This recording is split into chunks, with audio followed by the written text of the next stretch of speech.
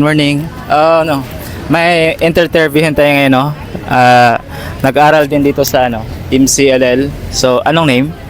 Janela Rose Alhandria. Okay.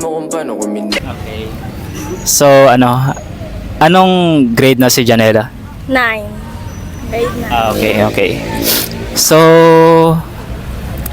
ngayon Janela, anong nagmo-motivate sa'yo or nagpapa-inspire sa'yo para mag-aaral ka ganan? Mama. So, yun lang siguro, no? Dito tayo sa interesting part na questions is, si Janela is medyo or single? Meron. Meron pala.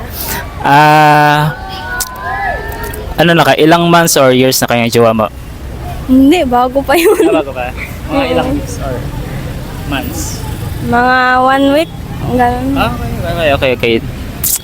So, sa 1 week nyo na relationship, anong nagustuhan at ayaw mo sa jowa mo? Di marunong mag-update. Yun ang di mo nagustuhan.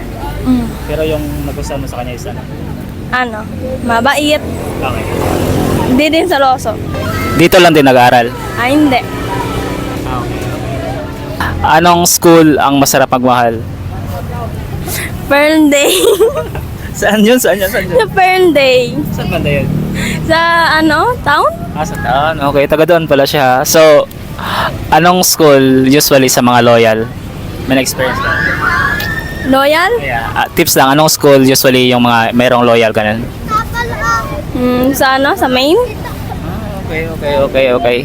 So, anong school naman ang maraming maluloko? Sa sa MSL.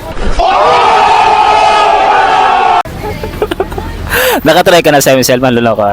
Oo. Madami. Tampagwapo lang.